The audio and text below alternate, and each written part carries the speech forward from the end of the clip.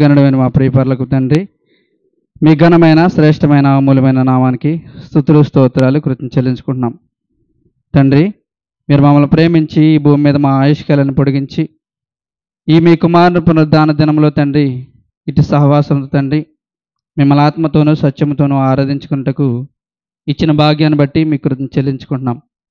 ఈ సమయంలో తండ్రి మీ మనసైన గ్రంథాన్ని చేతపట్టుకుని తండ్రి మీ పక్షాన్ని నిలబడి తండ్రి మీ మాటలు వివరించుచుండగా తండ్రి ఉన్నదన్నట్టుగా బోధించే జ్ఞానాన్ని, సమయోచిత జ్ఞానాన్ని నాకు అనుగ్రహించండి.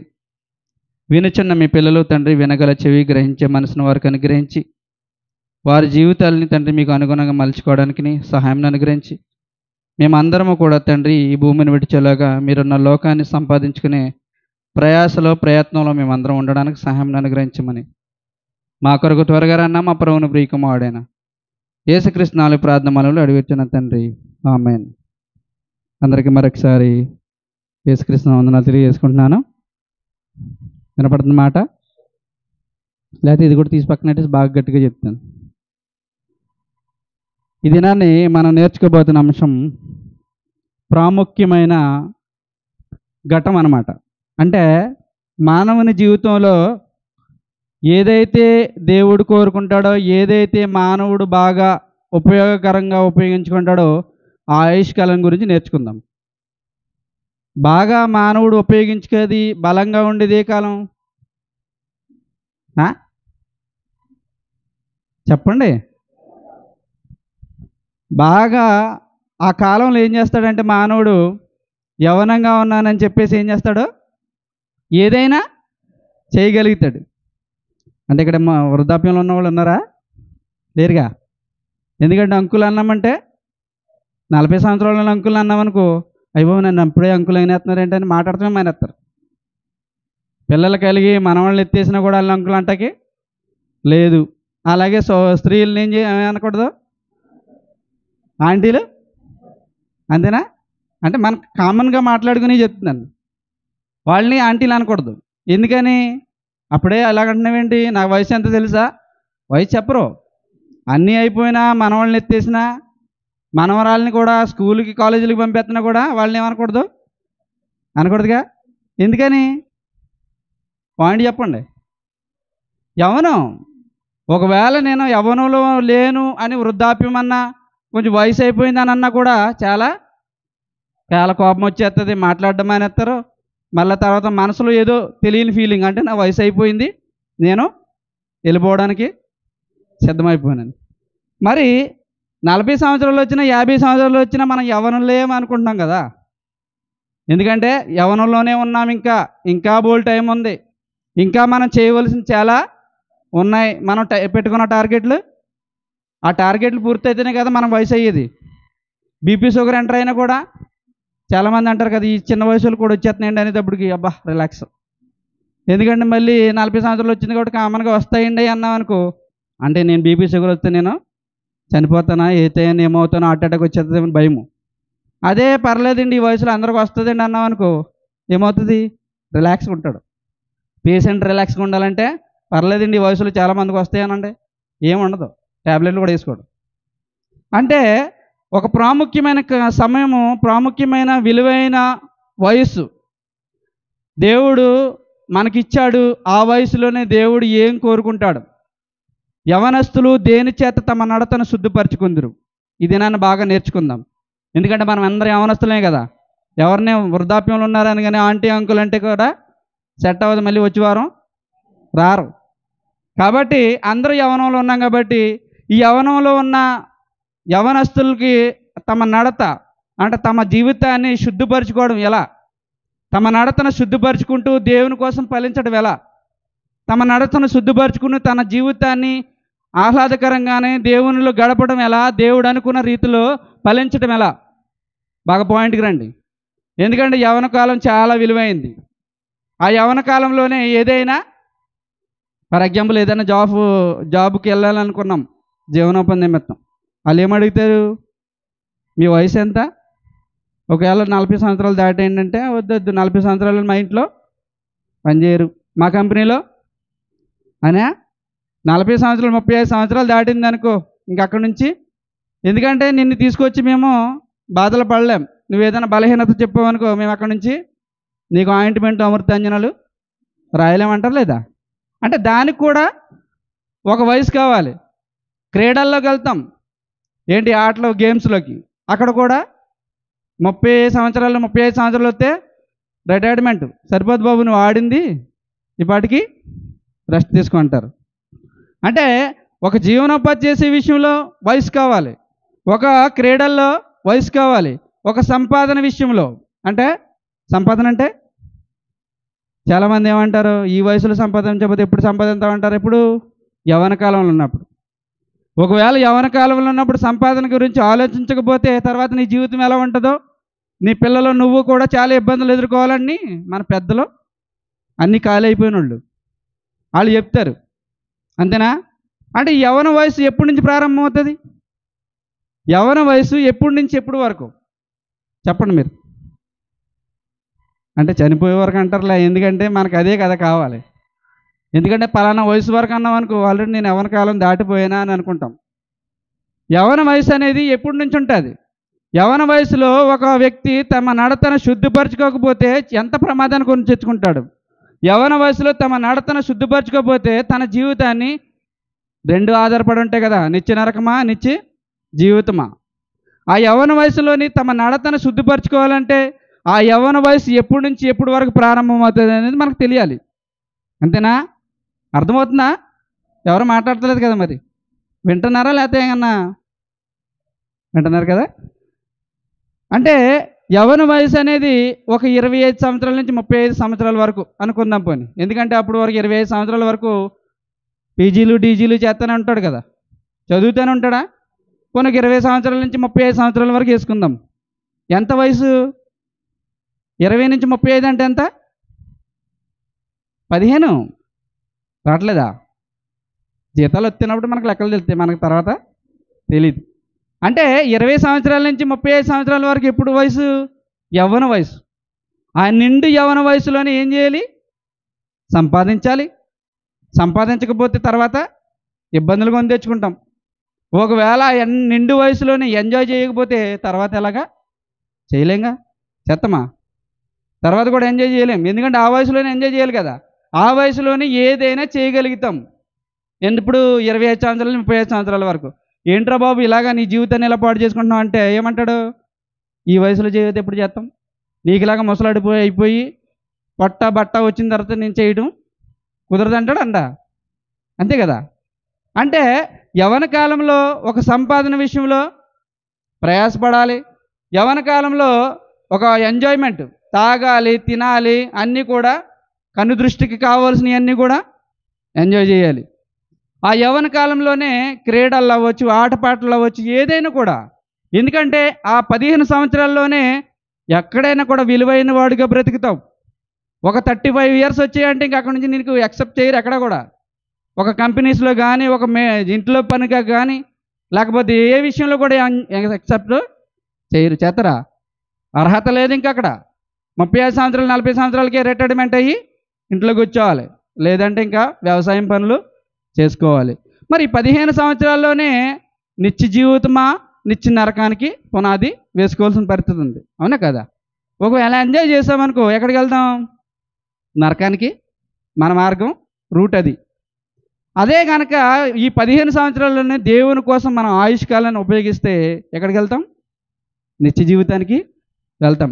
అంటే యవ్వన కాలంలో తమ నడతను శుద్ధిపరచుకోవాలంటే ఏం కావాలి మరి? ఒక సంపాదన కావాలా? లేకపోతే ఒక మంచి తెలివితేటలు కలిగి క్రీడల్లో పాల్గొనాలా? ఒక తెలివితేటలు కలిగి మంచి ఎంజాయ్మెంట్ చేయాలా? ఏం చేయాలి మరి? చేస్తున్నారా? దేవుని కోసం ఆలోచించే వాళ్ళు ఎంతమంది? ఈ వయసే కదండి, ఈ వయసులోనే చెయ్యాలి, సంపాదించాలి. ఇప్పుడు సంపాదించకపోతే తర్వాత ఇంటికి వెళ్ళి కూర్చుని ఏం తింటాం అంటారా లేదా? మరి అలాంటప్పుడు దేవుని కోసం ఎలా ఉపయోగిస్తున్నారు? ఉపయోగించట్లేదుగా. దేవుని కోసం ఉపయోగిస్తున్నారా? లేదుగా. అంటే యవ్వన కాలంలో ఈ 15 సంవత్సరాల్లోనే ఏం చేస్తారంటే అన్నిటిలో కూడా పాల్గొంటారు. అన్ని విషయాల్లో కూడా పాల్గొని ఏం చేస్తారంటే తమ యవ్వన కాలాన్ని దానికోసం బానిసత్వంగా ఉపయోగిస్తారు. అవునా కదా? సంపాదన విషయంలో అవ్వచ్చు, అలాగే క్రీడల్లో అవ్వచ్చు, అలాగే తాగడంలోని తిరగడంలోని అన్నీ కూడా ఆ యవ్వన కాలం ఆ 15 సంవత్సరాలే ఉపయోగిస్తారు. 35 వచ్చిందంటే ఇంకేమీ చేయలేని పరిస్థితి. అక్కడ నుంచి ఉపయోగించిన దాన్ని బట్టి ఉంటుంది పునాది. బేస్మెంట్ అనేది ఎప్పుడు ఉంటుంది అంటే యవ్వన కాలంలోనే ఉంటుంది. ఈ యవ్వన కాలంలో వేసుకున్న బేస్మెంట్ని బట్టి నిత్య జీవితమా నిత్య నరకం ఆధారపడి ఉంది. అంతే తప్ప తర్వాత ఏదో చేద్దాం, మనకు కాళ్ళు చేతులు చల్లబడిన తర్వాత దేవుడికి అక్కర్లా, డెలిట్ చేస్తాడు అప్పుడు. కాబట్టి యవ్వన కాలంలో సంపాదించిన వాడి గురించి చూద్దాం. ముందు యవ్వన కాలంలో ఎంజాయ్ చేసిన వారి గురించి చూద్దాం. అప్పుడు యవ్వన కాలంలో దేవుని కోసం ఉపయోగించి దేవుని గురించి ఆలోచించిన వారి గురించి కూడా చూద్దాం. 3 విషయాలు చెప్తాను ఈరోజు మీకు. ఒకటే, సంపాదించిన వాడు దేవునికి ఉపయోగపడతాడా? యవ్వన కాలంలో సంపాదించి ఫ్యూచర్ గురించి ఆలోచించిన వాడు. రెండోది, యవ్వన కాలంలో తమ ఇష్టం వచ్చినట్టు కన్ను దృష్టికి నచ్చినవన్నీ చేసిన వాడు ఉపయోగపడతాడా? లేకపోతే దేవుని కోసం ఆలోచించి దేవుని వాక్యాన్ని స్టోరేజ్ చేసుకున్నవాడు ఉపయోగపడతాడా? 3 విషయాల్ని మీ ముందు ఉంచుతాను. చూద్దాం, సంపాదించిన వాడి గురించి చూద్దాం. చదవబడిన వాక్యపట్నం. ఈరోజు మన టైటిల్ ఏంటి? యవ్వనస్తులు దేని చేత తమ నడతను శుద్ధిపరచుకుందరు. నడత అంటే తన నడవడిక, ప్రవర్తన, తన జీవితానికి కావలసిన మార్గము, ఫ్యూచర్.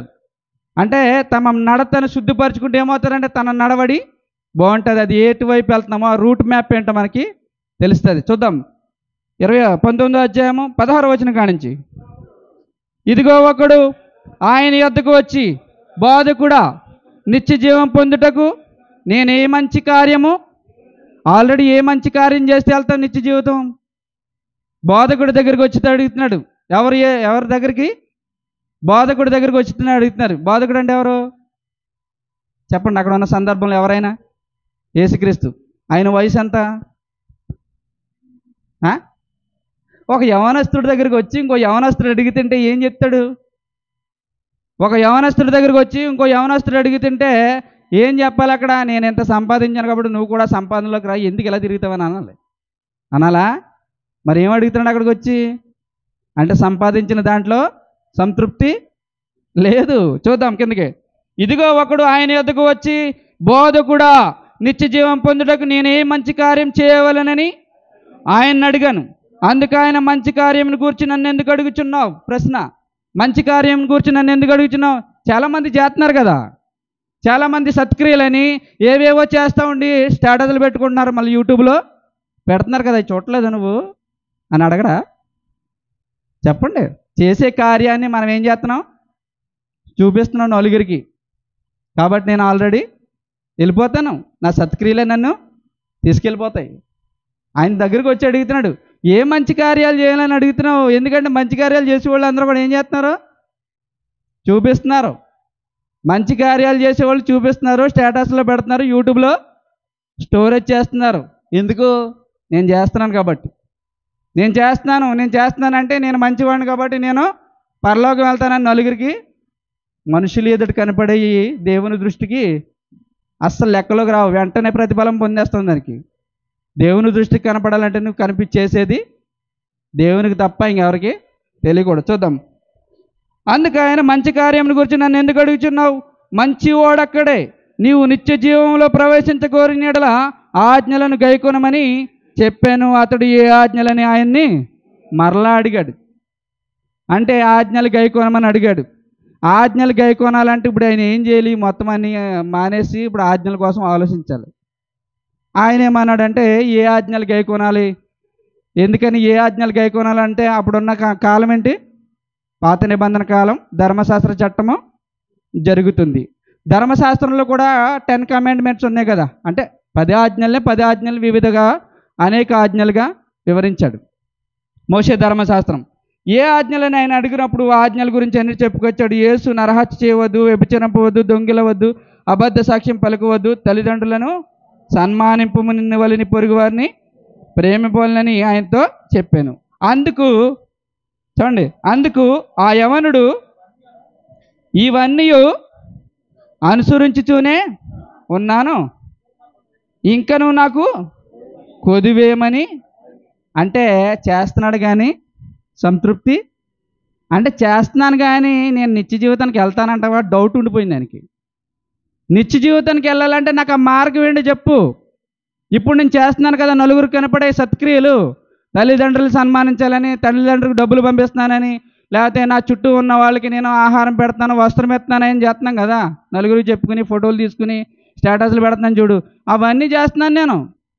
కానీ నాకు నిత్య జీవితానికి వెళ్తానో లేదో డౌట్ అన్నాడు అనలేదా? అన్నీ చేస్తున్నాను, ధర్మశాస్త్రాన్ని అంతా అనుసరిస్తాను, ధర్మశాస్త్రంలో ఉన్న ఆజ్ఞలన్నీ అనుసరిస్తున్నాను, కానీ అయినా కూడా నా డౌట్గానే ఉంది. అయినా కూడా నేను నిత్య జీవితానికి వెళ్తానో లేదో నాకు తెలియట్లేదు. ఎందుకని చెప్పండి, ఎందుకు అలా అడుగుతున్నాడు? ఏం జరుగుతుంది అక్కడ? ఆ యవనుడు ఎందుకు ఇలా అడుగుతున్నాడంటే తన హృదయంలో ఏదో ఒకటి ఉంది, తన హృదయంలో ఏదో వ్యాకులంతో బాధపడుతున్నాడు. నేను వెళ్తాను కదా, నిత్య జీవితానికి వెళ్తాను, ఇవన్నీ నేను చేస్తున్నాను కదా, నేడు క్రైస్తవ సమాజం అంతా చేస్తున్నవన్నీ కూడా ఈయన చేస్తున్నాడు. ఇక్కడ చేస్తున్నాడు, చేయట్లేదా? యవనుడు అన్నీ చేస్తున్నాడు. క్రైస్తవ సమాజం ఏదైతే చేయమన్నదో, ఏదైతే సత్క్రియలు చేయండి సరిపోతుంది. మీరు దేవుని సన్నిధికి రాబోయినా, వాకింగ్ చదవకపోయినా, మీరు ఎక్కడున్నా పర్లేదు, ఆ సత్క్రియలైనా టీంలో మీరు ఉంటే సరిపోతుంది. ఎక్కడికి వెళ్ళిపోతారు? నిత్య జీవితంకి వెళ్ళిపోతారు. ఇంకేం అక్కర్లేదు మనకి.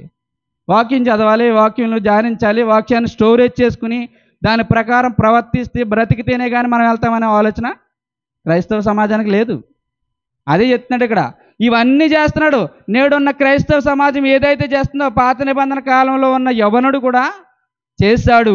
అయినా కూడా మళ్ళీ అడిగాడు, ఇవన్నీ అనుసరించి ఉన్నాను, ఇకను నాకు కొదువ ఏమని ఆయన్ని, పర్లేదు బాబా నువ్వు వెళ్ళిపోతావు, సర్టిఫికెట్ ఇచ్చాడు ఆయన? ఇవ్వలేదుగా. సర్టిఫికెట్ ఇచ్చాడా? నువ్వు వెళ్ళిపోతావు, పర్లేదు, ఇవన్నీ చేస్తున్నావు, పర్లేదు, ఇలా కూడా చేయకుండా బోల్డ్ మంది డబ్బులు దాచుకుంటున్నారు అన్నాడా? అనలేదు. అంటే ఇంకా ఏదో విడిచిపెట్టవలసింది, ఇంకా ఏదో చేయవలసిన పని ఉంది అక్కడ. దాని గురించి ఆలోచించమంటున్నాడు. ఎందుకంటే ఒక దాని మీద దృష్టి పెట్టున్నావు, ఆ దృష్టి వల్ల ఏం చేసావంటే నువ్వు నిత్య జీవితం గురించి ఆలోచన అనేది 50% కూడా లేదు, 10%, 30% ఉంది.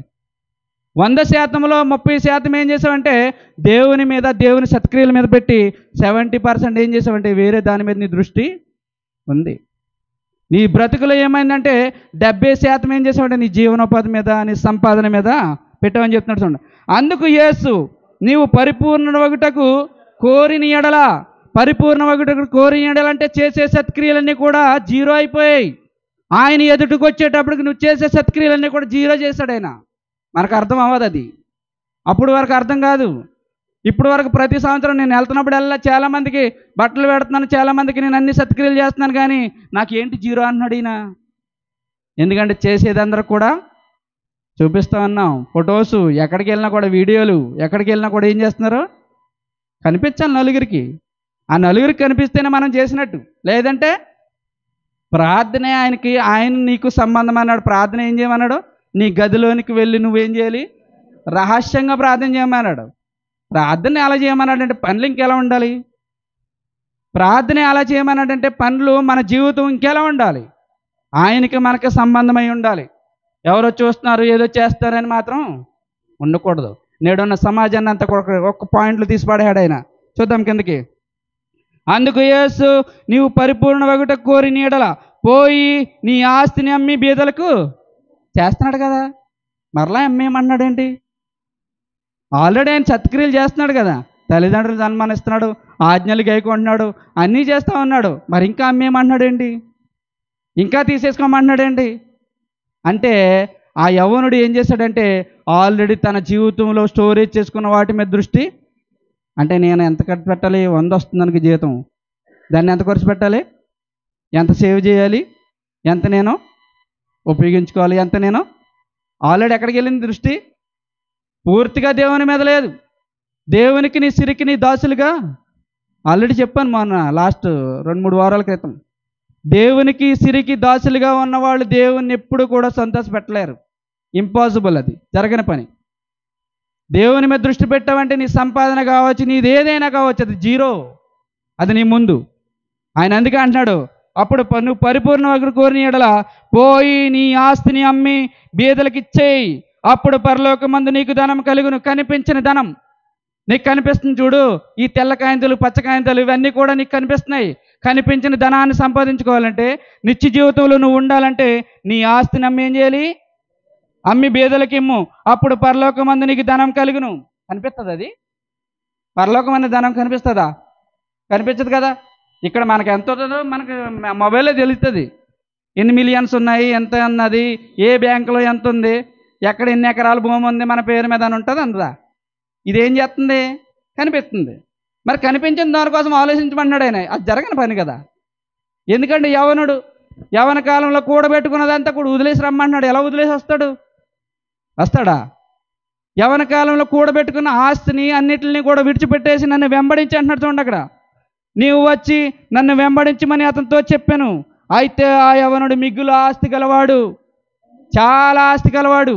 ఆయన ఏమనలేదు, నీకున్న ఆస్తిని అంతా అమ్మేసి నువ్వు కట్టుబట్టలతోటి వచ్చేయి, నేను నిత్య జీవితాన్ని తీసుకెళ్తాను అనేది అర్థం కాలేదు పాయింట్ అక్కడ. అంటే నువ్వేం చేయాలంటే నీ ఆస్తిని అమ్మి, చూడండి, పోయి నీ ఆస్తిని అమ్మి బీదలకిమ్ము, అప్పుడు పరలోకమందు నీకు, అంటే పరలోకమందు ధనం కలగాలంటే ఏం చేయాలి ఇప్పుడు?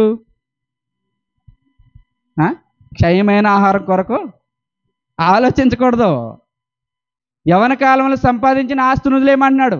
యవన కాలంలో మంచి జీవనోపాధి కలిగింది, ఆ జీవనోపాధిని విడిచిపెట్టేసి నువ్వు దేవుని సేవలోకి రా, దేవుని గురించి ఆలోచించని నీకు ఎన్నో పర్యాయాలు నీ హృదయ ప్రేరేపణతో దేవుడు హెచ్చరిస్తున్నాడు.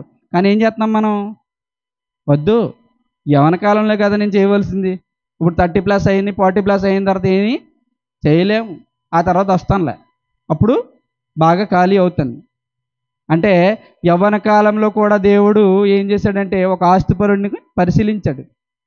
ఒక ఆస్తిపరుడిని ఇక్కడ పరిశీలించాడు. అక్కడ, నీవు పరిపూర్ణ ఒకటి కోరిన యెడల నీవు పోయి ఆస్తిని అమ్మి బీదలకిమ్ము, అప్పుడు పరలోకమందు నీకు ధనము కలుగును, నీవు వచ్చి నన్ను వెంబడించమని అతనితో చెప్పాను. కళ్ళ ముందు కనిపించే ఆస్తిని నువ్వు ఏం చేయాలంటే విడిచిపెట్టేసి నన్ను వెంబడించు అంటున్నాడు. నన్ను వెంబడించు. ఈ కాలమే ఈ కాలంలో నువ్వు ఫలించి చెట్టు వలె ఉండాలి.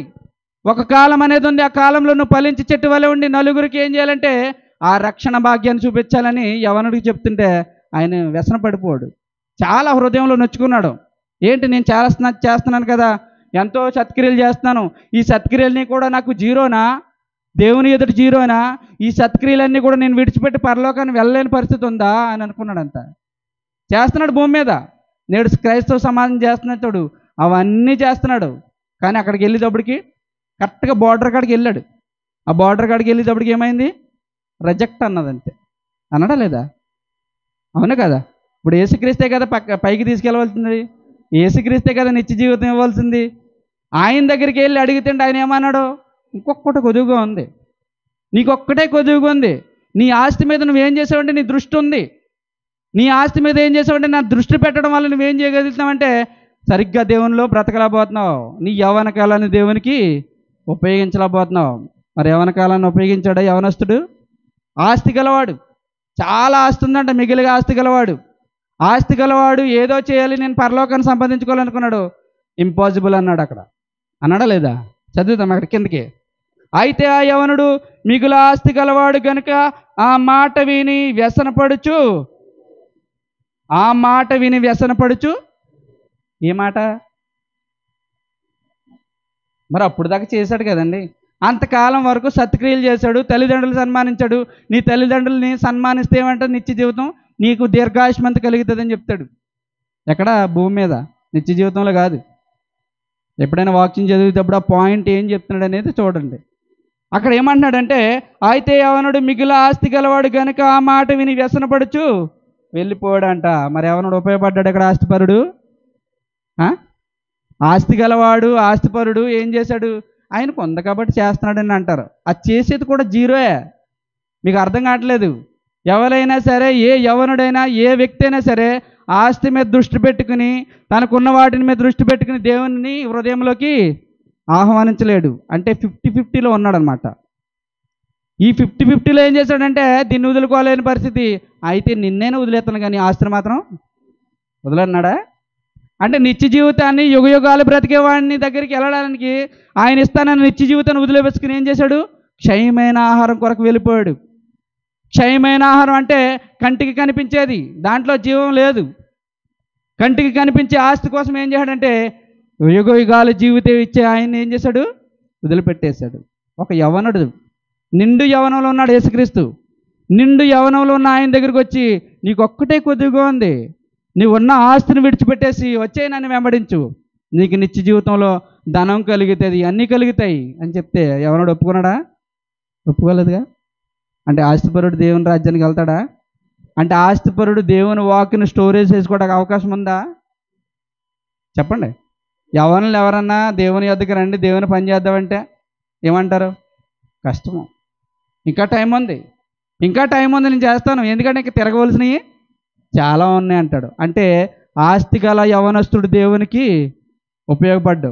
చూసామా బాగానే? అంటే ఆస్తి గలవాడు దేవునికి ఉపయోగపడ్డు. ఆస్తి సంపాదించుకుని ఆస్తి మీద దృష్టి పెట్టేవాడు, సంపాదన మీద దృష్టి పెట్టేవాడు దేవునికి ఉపయోగపడ్డు. దేవుని దగ్గరికి రాలేడు. చేస్తాడు పనులు, కానీ దాన్ని విడిచిపెట్టుకోలేని పరిస్థితి ఉంటాడు. వ్యసనపడి అయితే నిన్నైనా వదిలేసుకుంటుగానే క్షయమైన ఆహారాన్ని మాత్రం నేను వదిలిపెట్టుకోలేను అన్నాడంట. మరి ఆస్తి గలవాడిని దేవుడు అక్కడికి వెళ్ళిన తర్వాత బోర్డర్ దగ్గరికి వెళ్ళినట్టే రిజెక్ట్ చేసేసాడు. ఎందుకంటే ఆయన చేస్తున్నాయన్నీ కూడా సత్క్రియలన్నీ కూడా ప్రపంచానికి చూపించుకుంటున్నాడు, ఆస్తి మీద దృష్టి పెట్టున్నాడు కాబట్టి. మరి భూమి మీద ఇష్టానుసారంగా తిరుగుతూ తనకు నచ్చినవన్నీ చేస్తున్న వాడిని ఏమన్నాడో చూద్దాం. ప్రసంగి గ్రంథం 2వ వ్యక్తి. ఎందుకంటే యవనస్తులు బాగా తిరుగుతూ ఉంటారు ఇప్పుడు. ఎందుకంటే ఎక్కడెక్కడ తిరుగుతారో ఏం చేస్తారో తెలియని పరిస్థితి. ప్రసంగి గ్రంథం 11వ అధ్యాయము 9వ వచనం. యవనుడా, అందరు తీశారా? పేజీ నెంబర్ 562, పాత నిబంధన గ్రంథం. చదవండి. యవనుడా, నీ యవనమందు సంతోషపడుము. ఏంటి? దేంట్లో? యవనుడా, నీ యవనమందు సంతోషపడము, నీ యవన కాలమందు నీ హృదయము సంతుష్టిగా ఉండనిమ్ము. నీ హృదయం ఏదైతే కోరుకుంటుందో, నీ కనుదృష్టి ఏదైతే చూస్తుందో, దేన్నైతే ఆశిస్తావో అవన్నిటి ద్వారా నువ్వేం చేయాలి? ఎంజాయ్ చేసేయి. ఎందుకంటే 30+ 40+ అయితే కష్టం కదా, వెళ్ళలే కదా. వెళ్ళగలుగుతామా? ప్రయాణాలు చేయగలుగుతామా? చెప్పండి. పరుగులు ఎట్టగలుగుతామా? అందరూ యవనస్తులే కదా, మాటలు రావట్లేదండి. ఎందుకంటే చెప్పాను కదా ఆల్రెడీ, అంకుల్ అని అన్న కూడా రేపు వారం రారు, ఇంకా మళ్ళీ మాట్లాడి సురేష్ గారు ఎలా చెప్తున్నారు అనేసి రారు కదా. ఎందుకంటే ఎప్పటికప్పుడు యవనమే. మనం ఆ పెట్లో పెట్టేటప్పుడు వరకు కూడా యవనమే. ఆ పెట్లో పెట్టేసి పాతి పెట్టేసే వరకు, అప్పుడు వరకు జరిగే కార్యక్రమాలు అన్నీ అయిపోయినా కూడా యవ్వనస్తులండి. యవ్వనస్తులు 30 సంవత్సరాలకి 35 సంవత్సరాలకి హార్ట్ అటాక్లు వచ్చి చనిపోతున్నారు. ఏంటి? దేని గురించి ఆలోచిస్తున్నారు? వాళ్ళకి జీవితాలు ఏం కోరుకుంటున్నారు? దేని గురించి ఆలోచించుకుని వాళ్ళ ఎస్టిమేట్స్, వాళ్ళ ఆలోచనలు, వాళ్ళ టార్గెట్స్ ఉన్నాయి. ఎందుకని వస్తున్నాయి హార్ట్ అటాక్స్? దేవుడు యవన కాలంలో నా గురించి ఆలోచించి, నా గురించి పనిచేయి, నాతో కలిసి ఉండని చెప్తుంటే యవనుడు ఆలోచించే పరిస్థితి లేదు. చూద్దాం ఇక్కడ లోకంలో తిరిగిన యవనస్తుడి గురించి. యవనుడా, నీ యవనమందు సంతోషపడము. ఎందుకంటే నువ్వేం చేస్తావు? బలంగా ఉండగలుగుతావు, ఏదైనా చేయగలుగుతావు, ఎక్కడికి రమ్మన్నా వెళ్ళగలుగుతావు. అంతేనా? యవనుడు కదా, ఏదైనా చేయగలుగుతాడు. చాలామంది అంటారు చూడండి, మా ఇంట్లో చాలా 2-3 యంగ్ కుర్రోళ్ళు ఉన్నారండి, వాళ్ళు ఏదైనా చేయగలుగుతారంటారు. ఎందుకని? వాళ్ళ బలం అలాంటిది. వాళ్ళు బలంగా ఉంటారు కాబట్టి ఏదైనా చేయగలుగుతారనే ధైర్యం అన్నమాట. యవనమందు నీ హృదయము సంతుష్టిగా ఉండనిమ్ము, నీ కోరిక చెప్పునను, నీ దృష్టి యొక్క ఇష్టము చెప్పునను. కోరిక, దృష్టి యొక్క ఇష్టం. దృష్టి అంటే ఏంటి? దృష్టి అంటే నీ కన్నుతో ఏదైతే చూస్తున్నావో, ఏదైతే చేయాలని అనుకుంటున్నావో అన్నిటిని కూడా ఎంజాయ్ చేసేయి. ఎంజాయ్ చేసేయి. నీ హృదయంలో కోరుకుంది కదా, ఎక్కడెక్కడికి వెళ్ళాలో, ఏమేం చేయాలో, ఏం చేస్తే బాగుంటుందో, ఏం చేస్తే ఇంకా ఇందులో నేను సంతోషంగా ఉంటాను. అంతేనా? ఈ సంవత్సరం చేసిన దానికంటే వచ్చే సంవత్సరం ఇంకా ఏం చేయాలి? నువ్వు టార్గెట్స్ పెట్టుకోవాలి. ఎందుకంటే నీ హృదయం కోరుతుందిగా, నీ కను దృష్టిలో చూస్తున్నాగా. ఆడు చూడరా బాబు ఎలా ఎంజాయ్ చేస్తున్నాడు అని, మంచి BMW కారులో తిరిగేస్తున్నాడు. మనం కూడా అలా చేయాలని ఏం చేస్తాం? ఎక్కడో ఎడతావు పట్టుకెళ్ళి. ఏది సంపాదన? అప్పుడు ఏం చేస్తావు? అంటే మనకి ఎలా ఉందంటే ఆ కను దృష్టి, హృదయం ఏం చేస్తుందంటే కోరిక కోరుతుంది. ఆ కోరిక చెప్పు నువ్వేం చేయాలంట? నీ దృష్టి యొక్క ఇష్టం చెప్పునను ప్రవర్తింపుము. అయితే ఎందుకని? ఎంజాయ్ చేయడు కదా, 30-40 సంవత్సరాలు వస్తే వస్తాడు కదా, కంగారండి ఈయనకి. 40 సంవత్సరాలు వస్తే 35 సంవత్సరాల వరకు మనం యవ్వనం అయిపోతుంది కదా, 35 అయిన తర్వాత వస్తాడు కదా, అప్పుడే చెప్పేస్తున్నాడు ఏంటి ఈయన? నువ్వు వేస్తున్నావన్నీ కూడా అయితే వీటన్నిటిని బట్టి అంటున్నాడు. అంటే యవ్వనంలో ఎంజాయ్ చేసిన దాన్ని బట్టి, యవ్వనంలో నీ కనుదృష్టి కావాలనుకున్న వాటిని బట్టి, నీ హృదయం యొక్క కోరిక చొప్పున నువ్వు తిరిగావు కదా. ఎక్కడికి తిరిగావు? ఎవడు చూస్తే ఏంటి, నా ఇష్టం అంటాడు. అవునా? ఎవరు చూస్తే ఏంటి, నా ఇష్టం. ఎవరు చేస్తే ఏంటి, నేను ఎవరు చేయట్లేదు. ఇదో డైలాగ్ అండి బాబు. ఇప్పుడు ఎవరు చేయట్లేదు, నేను చేస్తే వచ్చిందా, ఒక్కడిని సరైన చూపించి అంటారు. మళ్ళీని అంటారా? అంటే ఎవడు చేయట్లేదంటే ఎవడైనా చేస్తే ఎవడైనా పోతాడు. ఇదిగో ఎవడైనా చేస్తే ఎక్కడికి పోతాడో చెప్తున్నాడు చూడండి అక్కడ. నీ దృష్టి యొక్క ఇష్టం చొప్పున ప్రవర్తింపు, అయితే వీటన్నిటిని బట్టి నిన్ను తీర్పులోనికి తెచ్చినని అయితే వీటన్నిటిని బట్టి దేవుడు నిన్ను తీర్పులోనికి తెచ్చినని జ్ఞాపకము. ఇది మాత్రం గుర్తుపెట్టుకోండి, అండర్లైన్ చేసుకోండి. ఎవరైతే ఎదుటివాడు ఎంజాయ్ చేస్తున్నాడు, మనం చేస్తే ఏంటి, ఎవరైతే ఎదుటివాడు ఆడు చేస్తున్నాడు వీళ్ళు చేస్తున్నాడు అని చెప్తారు చూడు, అది కూడా మనకు అప్లై చేసుకోవాలి కిందది. అర్థమవుతుందా? మన కనుదృష్టితోటి మన హృదయం యొక్క మనసు ఏదైతే కోరుకుంటుందో వాటన్నిటిని బట్టి ఎంజాయ్ చేస్తున్నారు కదా, వాళ్ళకి ఎలాగైతే తీర్పులోకి తీసుకెళ్తాడు, నిన్ను కూడా అక్కడికి తీసుకెళ్తాడు. అనుకుంటున్నావేమో వాడు చేస్తున్నాడు కదా నేను చేశానంటే, వాడు ఎక్కడికి తీసుకెళ్తాడో నిన్ను కూడా అక్కడికే తీసుకెళ్తాడు దేవుడు. వాడిని ఎక్కడికైతే తీర్పులోకి తీసుకెళ్ళి, ఇదిగో నువ్వు ఎలా తిరిగావు, ఇక్కడ ఉన్నావు, ఇక్కడ ఈ విధంగా నువ్వు పాపం చేసావని ఆయన అడిగినప్పుడు నిన్ను కూడా యాజిటీజ్గా అడుగుతాడు. చూద్దాం. అయితే వీటన్నిటిని బట్టి దేవుడు నిన్ను తీర్పులోకి తెచ్చినని జ్ఞాపకము, అది మాత్రం మర్చిపోవద్దు. జ్ఞాపకం ఎలా వస్తుంది? వెళ్ళొచ్చేసిన తర్వాత వస్తుంది, ముందు రాదు. మనకు అక్కడ అన్నీ అయిపోవాలి, పని అయిపోవాలి, తినాలి, తాగాలి, ఎంజాయ్ చేసిన తర్వాత ఇంటికి వచ్చిన తర్వాత ఎందుకు నేను ఇలా చేశాను, ఏంటి పరిస్థితి అని నీ హృదయ ప్రేరేపణ చెప్తుంది. మనకు ఒక చిప్ వేసాడైనా, మన హృదయమే మన చిప్పు. ఎప్పటికప్పుడు మనల్ని ఏం చేస్తుంది, అలర్ట్ చేస్తూ ఉంటుంది. సైరన్ అంటారు కదా, ఆ సైరన్ కొట్టేదే హృదయం. ఎప్పటికప్పుడు చెప్తుంది, నువ్వు ఇది మాత్రం చేయొద్దు, నువ్వు ఇక్కడికి వెళ్ళొద్దు అని చెప్తూ ఉంటుంది. చదువు కిందకి. లేత వయసును నడి ప్రాయమును గతించిపోవని కనుక నీ హృదయం నుండి వ్యాకులం తొలగించుకొనుము, నీ దేహమును చెరుపు దాన్ని. ఎవరికి? యవనస్తులు. ఎవరైతే ఎంజాయ్ చేసేయాలి, ఎవరైతే తాగాలి, తిరగాలి, ఎక్కడ పడితే అక్కడ మనం డబల్ స్టార్ వేసేయాలనుకుంటాం కదా, వాళ్ళకి చెప్తాడు. ఎక్కడ పడితే అక్కడ మనం తిరిగేసి ఈ వయసులో ఎంజాయ్ చేయకపోతే ఇంకెప్పుడు చేస్తాం? ఆల్రెడీ చేసిన వాళ్ళందరూ మట్టిలో ఉన్నారు. ఆల్రెడీ చేసిన వాళ్ళందరూ కూడా పాతి పెట్టబడి ఎక్కడున్నారు? సమాధి పెట్టెలో ఉన్నారు, బూడిదైపోయి. అర్థమవుతుందా? అంటే ఎంజాయ్ చేసిన వాడు కూడా దేవునికి ఉపయోగపడతాడా? సమయం అవుతుంది చెప్పండి. అంటే ఆస్తి గల యవనస్తుడు కూడా దేవునికి ఉపయోగపడ్డు. ఒకవేళ తాగాలి, తిరగాలి, ఎంజాయ్ చేయాలని అనుకుంటున్నాడు కదా యవనస్తులు రాండులు. ఏదో యవనస్తుడు అంటున్నానని మిమ్మల్ని అనుకోవట్లేదు అనుకోద్దు, మీరు కూడా ఉన్నారు అందులో. యవనస్తుడు రాండులు కూడా ఏం చేస్తున్నారు? ఎంజాయ్ చేస్తున్నారు. అయితే వీటన్నిటిని బట్టి దేవుడు తీర్పులోకి ప్రతిరోజు లిఖితం అయిపోతుంది. నువ్వు డైరీ రాసుకోక తెలియదు, కానీ ఆయన మాత్రం రాసేస్తాడు నీ గురించి ప్రతిరోజు. అంతే. ఎందుకంటే ప్రతిదానికి ఆటోమేటిక్ సెర్చ్ చేసేసాడు ఆయన. సెర్చ్ చేసించాడు సిస్టంలో. నువ్వు ఏం చేస్తున్నావో, ఏం ఆలోచిస్తున్నావో అన్నీ కూడా స్టోరేజ్ అయిపోతాయి. ఆయన ఏమి రాయక్కర్లేదు, ఆల్రెడీ సిస్టంలో. మనకి ఇన్ని తెలివితేటలు ఉన్నాయి, మనిషి లేకుండా గాడి వెళ్ళిపోతుంది. దేవునికి లేవనుకుంటున్నారా? దేవుడు అందరికీ కూడా గ్రంథాలు పెట్టేశాడు. ఎప్పుడైతే తల్లి గర్భంలోంచి భూమి మీదకి వస్తామో అంతకు ముందే మనం ఈ భూమి మీదకి వస్తామని ఆయన చిత్తంలో ఉంది. వచ్చిన తర్వాత ఈ విధంగా బ్రతుకుతాము, ఇలా ఉంటాము, ఇక్కడ దేవుని గురించి తెలుసుకుంటాడని ఆలోచిస్తాడు. కానీ మనం ఏం చేస్తామంటే వయసు ఉంది కదండి అని అనుకుంటాం. అయితే ఎంజాయ్ చేసిన వాడు కూడా ఆయనకు అవసరం లేదు. మరి ఎవరు కావాలి? ఒక యవనస్తుడు, ఆస్తిగల యవనస్తుడినే బోర్డర్ దగ్గర ఆయన రిజెక్ట్ అయిపోయాడు. రిజెక్ట్ అనే స్టాంప్ వేసుకున్నాడు. ఒక యవనుడు ఎంజాయ్ చేసేవాడు, తాగేవాడు, తిరిగేవాడు కూడా ఆయనకి అవసరం లేదు. మరి ఎవరు కావాలి? యవనస్తులు తమ నడతను ఎలా శుద్ధిపరచుకుంటారు? ఏం చేస్తే శుద్ధిపరచుకుంటారు? తాగడం వల్ల, తిరగడం వల్ల, ఆస్తి సంపాదించుకోవడం వల్ల కాదుగా. చూద్దాం ఒకసారి యోహాను రాసిన మొదటి పత్రిక.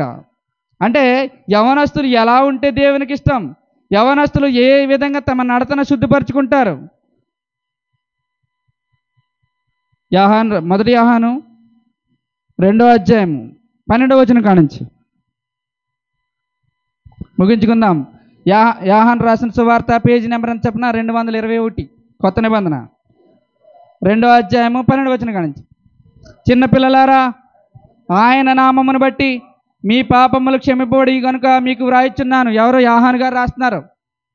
ఆయన కూడా యవ్వన కాలంలో నీకు ఇష్టం వచ్చినట్టు తిరిగావు, కానీ నీకు నచ్చిన ప్లేస్కి తీసుకెళ్తారని కూడా యేసుక్రీస్తు ఆయనకి చెప్పలేదా? యోహాను రాసిన సువార్త ఆఖరి అధ్యాయంలో ఉంటుంది, 21వ అధ్యాయంలో. అది చదువుకోండి. ఇంటికి వెళ్తారు చదవండి అంటాం కదా, చదవరు. ఇక్కడ అంటాం అంతే. అక్కడికి వెళ్ళి చదివి వాళ్ళు ఎవరు లేరు. బైబిల్లే కనిపించవు ఎవరింటికి వెళ్ళినని. కనిపిస్తున్నాయా? బైబిల్ మళ్ళీ ఏంటి ఫోన్లో ఉందండి అంటారు. ఫోన్లో ఉండి ఆ ఫోన్లోనే టిక్ టాక్లు అన్నీ ఉన్నాయిగా, దాన్ని చూస్తామా దీన్ని చూస్తామా? ఏముండదు, మన నోటిఫికేషన్ వచ్చేస్తుంది, పలానా టిక్ టాక్ వచ్చింది చూడనేసి. బైబిల్ మనం ఫోన్లో పెట్టుకున్నంత రాని ఉపయోగం లేదు, దాన్ని చదవకపోతే వేస్ట్ అనమాట. చదువు కిందకి. చిన్నపిల్లలారా, ఆయన నామమును బట్టి మీరు మీ పాపములు క్షమింపబడి ఉన్న గనుక మీకు వ్రాయిచున్నాను. తండ్రులారా, మీరు ఆది నుండి ఉన్నవాని కానీ ఎరిగి ఉన్నారు కనుక మీకు వ్రాయిచున్నాను. అంటే చిన్నపిల్లలు తండ్రులకి ఏం అంటున్నాడు? మీరు ఆయన ఎరిగి ఉన్నారు కాబట్టి మీ పాపములన్నీ కూడా క్షమింపబడి ఉన్నాయి. నెక్స్ట్, యవనస్తులారా, మీరు దుష్టిని జయించి ఉన్నారు కనుక మీకు వ్రాయిచున్నాను. అంటే చిన్నపిల్లలు జయించలేరా? అంటే వృద్ధాప్యంలో ఉన్నవాళ్ళు తల్లిదండ్రులు జయించలేరనే కదా అక్కడ మాటను చదువుతున్నారా? చదవండి మళ్ళీ. చిన్నపిల్లలారా, ఆయన నామమును బట్టి మీ పాపములు క్షమింపబడి ఉన్నవి కనుక మీకు వ్రాయిచున్నాను. చిన్నపిల్లలారా అంటే ఏదో చంటి పిల్లలని అనుకోవద్దు. వాక్యంలో పరిపూర్ణులు కాని వాళ్ళని అనేగా సంబోధించాడు అక్కడ భక్తులు. చిన్నపిల్లలారా, నా కుమారుడా, నా కుమార్తె అని ఎందుకు సంబోధించారంటే వాళ్ళందరూ కూడా దేవునిలో కొత్తగా వచ్చిన వాళ్ళు, దేవునిలో అప్పటికప్పుడు వాళ్ళు బాప్తిసం పొందిన వాళ్ళని చిన్నపిల్లలారా అంటారు. అంతే తప్ప వాళ్ళు చిన్నపిల్లలు అంటే పాకితే పాలు తాగేవాళ్ళు కాదు. అర్థమవుతుందా? చదవండి మళ్ళీ. చిన్నపిల్లలారా, ఆయన నామను బట్టి మీ పాపములు క్షమింపబడి ఉన్న కనుక మీకు వ్రాయిచున్నాను. తండ్రులారా, మీరు ఆది నుండి దేవుని ఎరిగి ఉన్నారు కాబట్టి మీకు వ్రాయిచున్నాను. యవనస్తులారా, మీరు దుష్టిని జయించి ఉన్నారు కనుక మీకు ఏంటి? ఖాళీ యవనస్తులను ఎందుకు టార్గెట్ చేశాడు అక్కడ? వాళ్ళు కూడా అనొచ్చు కదా, మీకు దేవుడు తెలుసు, క్రీస్తు తెలుసు అని అనొచ్చుగా. దుష్టుని జయించి ఉన్నారని యవనస్తులకి ఎందుకు టార్గెట్ పెట్టాడు? దుష్టులు జయించి ఉన్నారని ఎందుకు యవనస్తులను అంత నొక్కి చెప్తున్నాడు అక్కడ? కానీ దుష్టుని జయించే శక్తి ఎవరికి ఉంది ఇప్పుడు? యవనస్తులకే. చదువుదాం కిందకి. చిన్నపిల్లలారా, మీరు తండ్రిని ఎరిగి ఉన్నారు కనుక మీకు వ్రాయిచున్నాను. తండ్రులారా, మీరు ఆది నుండి ఉన్నవాడిని ఎరిగి ఉన్నారు కనుక మీకు వ్రాయిచున్నాను. యవనస్తులారా, రాసుకోండి, అండర్లైన్ చేసుకోండి అక్కడ. యవనస్తులారా, మీరు బలవంతులు, దేవుని వాక్యం మీ యందు నిలుచుచున్నది. చదవండి మరలా. యవనస్తులారా, మీరు బలవంతులు. ఎందులోని? జిమ్ చేస్తేనా? బలంగా ప్రోటీన్ తింటేనా? కాదుగా. యవనస్తులు బలవంతులుగా ఉండాలంటే దేవుని వాక్యాన్ని స్టోరేజ్ చేసుకోవాలి. దేవుడు అనుకున్న రీతిలో ఉంటేనే యవనస్తులు బలవంతులు. ఆ బలవంతులు బలంగా ఉండాలి. యవనంలో బలంగా ఉండాలంటే మన ఇష్టం వచ్చినట్టు తిరిగితే బలంగా ఉండం. దేవుని వాక్యాన్ని స్టోరేజ్ చేసుకుంటేనే. దుష్టిని జయించే శక్తి ఎవరికి ఉందంటే యవన కాలంలో ఉన్నవాడికే ఉన్నది. చదువుదాం కిందకి. యవనస్తులారా, మీరు బలవంతులు, మీ దేవుని వాక్యం మీ యందు మాత్రమే ఉంటుంది. బాగా అలసిపోయి అన్ని సంపాదించుకుని కాళ్ళు చేతులు చల్లబడిపోయిన దగ్గర దేవుని వాక్యం ఉంటుందా? ఎందుకంటే చేసినవి అని చెప్పుకోవడానికి సరిపోతుంది. ఇన్ని సంవత్సరాలు దుబాయ్లో ఉన్నానండి, ఈ విధంగా పనిచేశానండి, 500 శాలరీకి వెళ్ళానండి, 5,000 శాలరీ అయిందండి, ఇయే కదా. ఇంకేమైనా ఉంటుంది మన దగ్గర? ఎక్కడైనా దేవుని తెలుసుకున్నాను, నలుగురిని దేవునిలో నడిపించానని ఎప్పుడైనా చెప్పగలుగుతారా? ఎక్స్పీరియన్స్ అయిన వాళ్ళు ఉందా? అలాగా మనకొచ్చి మనం కూర్చుని ఉన్న చెప్పేదాన్ని మనం స్టోరేజ్ చేసుకోవడానికి మనకి అవకాశం లేదు. మన బాధలు అలాంటివి, మన బాధలు అలా ఉన్నాయి, మన వయసు అలా ఉంది కాబట్టి ఏం చేస్తాం, మనం స్టోరేజ్ చేసుకోలేము. చదవండి మళ్ళీ. అదే, మీరు బలవంతులు, దేవుని వాక్యం మీ యందు నిల్చుంటుంది. దేవుని వాక్యం నిల్చుండాలంటే కేవలం యవనస్తుల దగ్గరే ఉంటుంది, స్టోరేజ్ చేసుకోవడానికి బట్టి ఉంటుంది. అంతే తప్ప మొత్తం చెత్త అంతా అటుకొచ్చి హృదయంలో పెట్టుకుంటే దేవుని వాక్యం ఉంటుందా? చాటింగ్స్ ఇవన్నీ మనకు నెంబర్లు ఎక్కువైపోయి ఏ నెంబర్ ఎలా కవర్ చేయాలో తెలియట్లేదు. ఇప్పుడు ఉందా? నవ్వుతారండి, నిజమే కదా. చాలా అయిపోయాయి. ఈ నెంబర్ తెలియకుండా ఆ నెంబర్ తెలియకుండా ఈ నెంబర్ కవర్ చేయడానికి మనకి టైము సరిపోవట్లేదు. మళ్ళీ ఏంటంటే ఏదో చెప్పతే మళ్ళీ ఎందుకని మీకు అన్నీ తెలుసు కాబట్టి చెప్పట్లేదు నేను.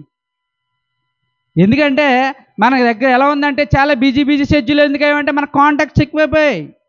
కాంటాక్ట్స్ ఎక్కువైపోయి, చాటింగ్లు ఎక్కువైపోయి ఏం చేసామంటే యవ్వన కాలాన్ని ఎలా ఉపయోగించుకోవాలో మనకి తెలియలేదు. ఏది స్టోరేజ్ చేసుకోవాలో కూడా మనకి ఈ రోజుకి అర్థం కాలేదు క్రైస్తవులుగా. మనకి ఒక యవనుడు వస్తే, ఆస్తి గలవాడు యవనుడు వస్తే ఎక్కడ బోర్డర్ దగ్గర రిజెక్ట్ అయిపోడు. ఎందుకని? ఆస్తి మీద దృష్టి పెట్టుకున్నాడు కాబట్టి. ఒక బాగా యవన కాలంలో ఎంజాయ్ చేసిన వాడు, కనుదృష్టి హృదయం కలిగిన వాడు, మంచి హృదయం కలిగి కోరిక చెప్పుని తీర్చుకున్నవాడు ఏం చేశాడు? అక్కడ కూడా ఆయన రిజెక్ట్ చేసేసాడు. నువ్వు తీర్పులోకి తప్ప ఇంకెక్కడికి పనికిరావన్నాడు. మరి యవనస్తులు ఎలా కావాలి? ఎలా ఉంటే దేవునికి ఇష్టం? దేవుని వాక్యాన్ని స్టోరేజ్ చేసుకుంటేనే వాళ్ళకి ఇష్టం, దేవునికి ఇష్టం అవుతుంది. చదవండి కిందకి. దేవుని వాక్యం మీ అందు నిల్చున్నది, మీరు దుష్టుని జయించున్నారు కనుక మీకు వ్రాయిచున్నాను. దేవుని వాక్యాన్ని స్టోరేజ్ చేసుకుంటేనే దుష్టిని జయించగలుగుతాం. ఏ విధంగా పాపం నిన్ను అట్టుకుంటుందో, ఏ విధంగా పాపం నీ చుట్టూ తిరుగుతూ ఉంటుందో నీకు తెలీదు. వాక్యాన్ని స్టోరేజ్ చేసుకుంటేనే అవుతాం. మనం బలంగా ఉండాలంటే, మంచి ఆలోచనలు కలిగి దేవునిలో ఫలించాలంటే ఏం చేయాలి చెప్పండి? దేవుని వాక్యాన్ని స్టోరేజ్ చేసుకుంటే. నేను చాలా తెలివైన వాడినండి, నేను చాలా తెలివిగా ప్రవర్తించగలుగుతాను అన్ని విషయాల్లో, కానీ మన దగ్గర వాక్యం నువ్వు లోకంలో చేయగలుగుతావేమో, దేవుని దగ్గర నీది పనికిరావు. దేవుని దగ్గర నీ ఆలోచనలు, నీ దృష్టి, నీవు చేస్తున్నవన్నీ కూడా దేవుని దగ్గర పనికిరావు. కాబట్టి ఏం చేయాలంటే, యవనస్తులారా మీరు బలవంతులు కాబట్టి దేవుని వాక్యం మీ అందు నిలుచుతున్నది. దేవుని వాక్యాన్ని ఎప్పుడైతే స్టోరేజ్ చేసుకుంటాడో యవనుడు నిత్య జీవితానికి అడుగులు వేయగలుగుతాడు. తన జీవితం యవన కాలం మీద ఆధారపడి ఉంది. నువ్వు యుగయుగాలు బ్రతకాలంటే యవన కాలం మీద ఆధారపడి ఉంది. 20 నుంచి 35 అలాంటి చెప్పానా? అసలు 25 నుంచి 35 10 సంవత్సరాలే మనకి.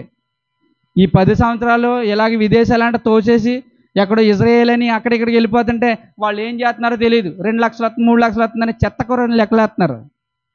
క్షయమైన ఆహారం గురించి లెక్కలేస్తున్నారు. బ్రతుకులు పాడైపోతున్నాయి. ఒక దేవుని సన్నిధి లేదు, ఒక ఆరాధన లేదు, ఒక దేవుని గురించి ఆలోచించి దేవుని కోసం ప్రయాసపడలేని ఆలోచన లేదు. ఎందుకు? సంపాదన పరుడు వెళ్తే ఆయన రిజెక్ట్ చేయడా లేదా? నిత్య జీవితానికి చేయి పట్టుకుని తీసుకెళ్ళవలసినాడు ఏం చేశాడు? అక్కడ రిజెక్ట్ చేసేస్తాడు. నువ్వు నాకు అవసరం లేదు, నీ దృష్టి అంతా నీ సంపాదన మీద ఉంది కాబట్టి నువ్వేం చేస్తావంటే నిత్య జీవితానికి అర్హుడు కాదు. అడిగాడు కూడా వచ్చి, నేను నిత్య జీవితానికి వెళ్ళాలంటే ఇంకేం చేయాలి, ఇంకేమైనా కొదువుగా ఉందని అడిగితే సారీ అన్నాడు అంతే. నువ్వు ఒకటి వదులుకోవాలి, అది వదులుకోలేని పరిస్థితులు నీవు లేవు. అలాగా నీ దృష్టి హృదయం యొక్క కోరిక చెప్పు నువ్వు ఇష్టానుసారంగా బ్రతికితే అది కూడా నాకు అవసరంలే. కేవలం నువ్వు వాక్యాన్ని స్టోరేజ్ చేసుకోవాలి. దేవుని వాక్యాన్ని అందు స్టోరేజ్ అయి ఉండాలి. ఒకసారి కీర్తన గ్రంథం చూద్దాం, 119వ అధ్యాయం, ముగించుకుందాం సమయమైంది. 119వ అధ్యాయం 9వ వచనం. యవనస్తులు దేని చేత చదవండి. 9వ వచనం 515 నెంబర్ పేజీ, పాత నిబంధన గ్రంథం. యవనులు దేని చేత తమ నడతను శుద్ధిపరచుకొందురు, నీ వాక్యమును బట్టి, దాన్ని స్టోరేజ్ చేసుకున్న దాన్ని బట్టి, దాన్ని అనుసరించిన దాన్ని బట్టి, దాని విభజన తెలిసిన దాన్ని బట్టి. చాలామంది యవనస్తులు అసత్యం కోసం ప్రయాసపడుతున్నారు, ఎక్కడెక్కడో తిరుగుతున్నారు, ఏ ప్రయాణాలు చేస్తున్నారు. నిత్య జీవితానికి వెళ్ళవరి తీసుకెళ్లే పరిస్థితి లేదు. ఏ రోజు నన్ను ఆలోచించవా? మా పాస్టర్ గారు ఆల్రెడీ 50 సంవత్సరాలు వచ్చేసింది, ఆయన చెప్తున్నది నిజమా అబద్ధమా, ఆయన వాక్యాన్ని సరిగ్గా విభజించగలుగుతాడని ఆలోచించవా? ఆయన వెనకాల వెళ్ళిపోతే నీకు నిత్య జీవితం దొరికేస్తుందా? దొరకదు, ఇంపాసిబుల్. అది మీరు ఆలోచించాలి. యవనంలో ఉన్న నేను చదువుకోలేని వాడు ఆయన వాక్యం చెప్తున్నాడంటే, చదివి గ్రంథాన్ని విభజించే పరిస్థితులు లేనంటే నువ్వు ఆలోచించాలి. ఎందుకని వెనకాల పిలుతున్నావు? నిత్య జీవితాన్ని సంపాదించుకోవాలంటే ఒక వెంబడింతే నిత్య జీవితానికి సంపాదించుకోలేం. కాబట్టి ఇక్కడ చూడండి, యవనులు దేని చేత తమ నడతను శుద్ధిపరచుకుందరు, నీ వాక్యమును బట్టి దానిని జాగ్రత్తగా చూచుకున్నట్టు చేతయే కదా. వాక్యాన్ని బట్టే మన నడత శుద్ధిపరచబడుతుంది. వాక్యాన్ని బట్టే మన యవనుడి నడత శుద్ధిపరచబడుతుంది. వాక్యాన్ని బట్టే తమ నడత శుద్ధిపరచబడి నిత్య జీవితానికి అడుగులు వేయగలుగుతాడు. ఏది పట్టించుకోడు, ఇంకా దేవుని కోసం ఆలోచిస్తాడు. దేవుని గురించి ఆలోచించి ఏంటంటే, హృదయంలో వాక్యాన్ని నాటుకుంటూ నేను ఇంకేం చేయాలి, ఎలాగ దేవుని దగ్గరికి అనేక మందిని నడిపించాలనే ఆలోచన వస్తుంది. అంతే తప్ప ఎక్కడెక్కడ తిరుగుదాం, ఏం చేద్దాం, ఇంకేం ఎక్కడెక్కడ సిట్టింగ్ లేద్దాం అని అనుకుంటాడా? వయసు అయిపోతుంది. ఏసేపు ఎంత వయసు? యవ్వనంలో ఉన్నాడు. యవ్వనంలో తన పాపాన్ని జయించగలిగాడా లేదా? సంసోను యవనుడే కదా? సంసోను యవనస్తుడు, పాపానులో పడిపోతుంటే ఏం చేశాడు? మరలా దేవుని ఆత్మ ప్రేరేపించేది తిరిగి మరలా, అయినా కూడా తిరిగి రాలేపోడు. స్టెఫెన్ ఎవరు? యవనస్తుడేనా? మన గ్రంథంలో ఉన్న వాళ్ళు అందరూ యవనస్తులే. వాళ్ళు చేసిన సేవా పరిచర్య, వాళ్ళు చేసిన దేవుని కోసం ఆలోచన మనం ఎప్పుడైనా చదివామా? చదవలేదు. మనకు దీవెనలు కావాలి కదా, దీవెనలు ఉంటే సరిపోతుంది. ఆ దీవెనలు ఉంటే ఏం చేస్తామంటే మనం ఇంకా దేవుడు మనల్ని ఆశీర్వదిస్తాడో, ఇంకా ఏదో పెడతాడో. చాలామంది చూడండి, ఇప్పుడు క్రైస్తవులకి అంట ఏం తీసుకొచ్చారు? చట్టం, ఎవరిని ఏమి అనకూడదంట. ఎందుకని? మనది ఎక్కడ? మన లోకం ఎక్కడ? మనం ఇక్కడ కావాలి, అక్కడ రెండు కావాలి. అక్కడికి సర్టిఫికెట్ కావాలి మనకి, ఎవరు ఏమనకూడదని. ఇక్కడికి సర్టిఫికెట్ కావాలి. క్రైస్తవులు ఎవరు ఏం చేయకూడదంట, ప్రార్థన చేసుకున్నా కూడా ఎవరు ఏమనకూడదంట, ఎక్కడైనా ఆరాధన చేస్తున్నా కూడా ఎవరు ఏమనకూడదంట. అసలు మనది ఈ లోకమే కాదు. భక్తులందరూ చనిపోయిన వాళ్ళు అందరూ కూడా వాళ్ళు ఇలాగే సర్టిఫికెట్స్లు గవర్నమెంట్ నుంచి అధికారాలు తీసుకుంటే సేవ చేయలేరు. వాళ్ళు చేస్తారా? చేయలేరు. అది క్రైస్తవులకు అర్థమదే కదా, పిచ్చిగా పరిగెడుతున్నారు అన్నట్లు వెనకాల. యవనస్తులు తమ నడతను శుద్ధిపరచుకోవాలంటే కేవలం వాక్యము నేర్చుకుని వాక్యము హృదయంలో భద్రపరుచుకుంటేనే యవనస్తులు ఏం చేస్తారు? తమ నడతను శుద్ధిపరచుకుంటారు. నిండు యవనస్తుడు యేసుక్రీస్తు, ఆయన మనం అనుసరిస్తున్నాం. 33.5 సంవత్సరాలంటే యవనమా కాదా? 33.5 సంవత్సరాలంటే ఏదైనా చేయగల శక్తి. కానీ ఆయన ఏమంటాడంటే, నీ కాలమందు ఫలమిచ్చి చెట్టు వలె నువ్వు ఉండాలి. నువ్వు ఈ కాలంలోనే దేవుని కోసం ఆలోచించాలి. నువ్వు ఈ యవను కాబట్టి మీ దగ్గరే వాక్యం నిలబడుతుంది. మీ దగ్గరే స్టోరేజ్ చేసుకోగలుగుతారు. వయసు అయిపోయిన వాళ్ళ దగ్గర స్టోరేజ్ చేసుకోలేరు. చదువుతారు కానీ ఎక్కడ బొరకే. ఎందుకంటే అప్పటికే మనకు అన్నీ క్రియేట్ అయిపోతాయి. బీపీ షుగర్లు వచ్చేటప్పటికి వాక్యం ఎక్కుతుందా? ఎక్కువసేపు చదివితే అర్థమవుతుందా? కాబట్టి ఒక యవనస్తుడు దగ్గరికి వెళ్ళి అడుగుతున్నాడు, నిత్య జీవితాన్ని సంపాదించుకోవాలంటే ఏం చేయాలి? కేవలం వాక్యం ఒకటే. ఆ వాక్యాన్ని మనం స్టోరేజ్ చేసుకుంటే, వాక్యపు లోతులు మనకు తెలిస్తే, మనం నడవడితే, ఎవరితో ఎలా మాట్లాడాలో, ఎలా ఉండాలో, ఎక్కడికి వెళ్తే మనకి నిత్య జీవితానికి, ఆత్మ సంబంధమైన జీవితాన్ని మనం మెరుగుపరచగలుగుతామో అది మాత్రమే ఉంటుంది. కాబట్టి యవనస్తులు దేని చేత తమ నడతను శుద్ధిపరచుకుంటారు? నీ వాక్యాన్ని బట్టి దాన్ని జాగ్రత్తగా చూసుకుంటారు చేతయే. అజాగ్రత్తగా ఉన్నా కూడా సెట్ అవ్వదు.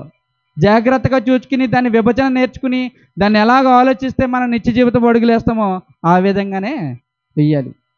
కాబట్టి యవనస్తులు అందరూ యవనస్తులే కదా, అందరూ యవనస్తులు కూడా ఏం చేయాలి? ఇప్పుడు వాక్యాన్ని స్టోరేజ్ చేసుకుని దాని విభజన నేర్చుకుంటేనే మనం నిత్య జీవితానికి వెళ్ళగలుగుతాం. ఒక నిండు యవనస్తుడిని మనం అనుసరిస్తూ ఉన్నాం. ఎవరు? యేసుక్రీస్తు. ఆయన యవనస్తుడు. నేను ఎలాగైతే బ్రతికానో, నేను ఎలాగైతే భూమి మీద ఉన్నానో ఈ 33.5 సంవత్సరాలు మీరు కూడా అలాగే బ్రతకండి, నిత్య జీవితానికి వస్తారు. ఆ మార్గంలో మీరు కూడా ఉంటారు. నేనే మార్గమును, జీవమును, సత్యమును. మూడు ఆయనే. మార్గం ఆయనే, జీవం నిత్య జీవితాన్ని సంపాదించుకోవాలి ఆయనే, సత్యం అంటే వాక్యము ఆయనే. కాబట్టి ప్రతి ఒక్కరు కూడా ఈ మాటల ద్వారా బలపరచబడుతూ దేవుని వాక్యాన్ని మీ అందరూ స్టోరేజ్ చేసుకుని యవన కాలంలో మీరందరూ కూడా మీ నడతను శుద్ధిపరచుకుని దేవుని కోసం ఫలించాలని ఈ మాటల నేను హెచ్చరించుకుంటూ మిమ్మల్ని శ్రద్ధగా ఉన్న మీకు అందరూ కూడా ప్రత్యేకమందాలు ప్రార్థన చేసుకుని ముగించుకుందాం.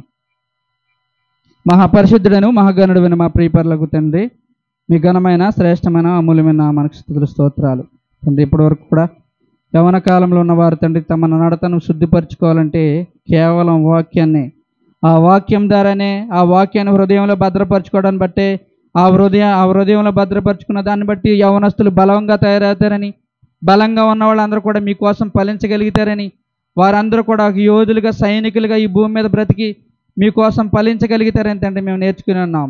ఈ మాటలో ఉన్న భావాన్ని బట్టి మేమందరం కూడా తండ్రి యవన కాలాన్ని వృధాగా ఖర్చు పెట్టకుండా, వృధాగా తండ్రి ఇష్టానుసారంగా ఉండకోకుండా, అలాగే యవనస్తుడు తండ్రి ఏదైతే ఆస్తి సంపాదించుకుని వచ్చాడు వాళ్ళు కూడా నిత్య జీవితానికి అర్హుడు కానీ, అలాగే తండ్రి యవన కాలంలో ఎంజాయ్ చేస్తూ తన కనుదృష్టి హృదయం యొక్క కోరిక చెప్పున తండ్రి తిరిగిన వాడు కూడా నిత్య జీవితాన్ని సంపాదించుకోలేడు. కేవలం వాక్యాన్ని సంపాదించుకున్నాడు మాత్రమే నిత్య జీవితాన్ని సంపాదించుకోగలుగుతాడు అని తండ్రి మీ లేఖనాల ద్వారా మేము నేర్చుకుని ఉన్నాం. ఆ మాటలో ఉన్న భావాన్ని బట్టి మేమందరం కూడా మాకు ఇవ్వబడిన ఆయుష్కాలం అంతా కూడా మీకోసం ఫలించే భాగ్యాన్ని అనుగ్రహించమని, సమస్తం ద్వారా మీరు ఘనత మేము పొందమని, మా కొరకు త్వరగా రాని మా ప్రభువును ప్రియకుమారుడైన యేసుక్రీస్తునాలు ప్రార్థనలు అడిగివచ్చున్న తండ్రి అందరికీ వందనాలండి. ఆమేన్. సమయంలో దయనిధి గారు వచ్చి ప్రభుల కార్యక్రమం నడిపిస్తారు.